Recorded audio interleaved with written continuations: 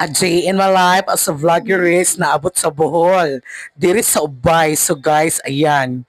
Kay gigutom ang person ni Arimi sa bagong open karon diri sa McDonald's sa Ubay, Bohol. So di ana inyong iyaan sa kanunay panutoy. Oh, nakasulod na mi. Yan, ano sa sulod sa McDo. Kay mukaon. Oh, naglibot-libot. Gatuyok-tuyok, gitanaw. Amo na siyang touchscreen. Maglibog ta kung saon paggamit. Ayan, naglinya na sila. Kay mukaon na. Humanamig order. Nami sa sulod. Oh. Muna, musakan ako sa second floor diri sa McDonald's. Diri sa Ubay. Oh. Taas kaayo ilang hagdanan. Nana, nagtuyok-tuyok na ko. Oh, naabot na ko diri sa second floor. Muna ni siya. Oh, mo na siya ang lugar diri sa second floor sa McDonald's Ubay, Bohol. So mo na siya ang first ever McDonald's diri sa Ubay. So mo na siya, yan, na siya yung mga playground. Oh, na yung mga nagdula nga mga bata.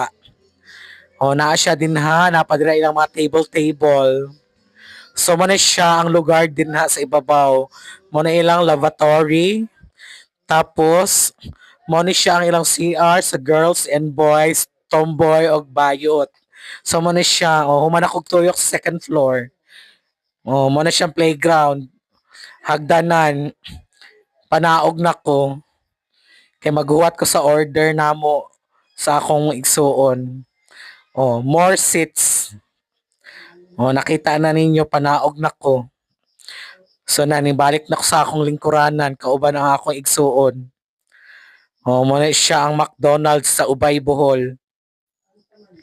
Ning lingkod ko. Nag-order na, abot ang among order. Mo na siya among mga pagkaon.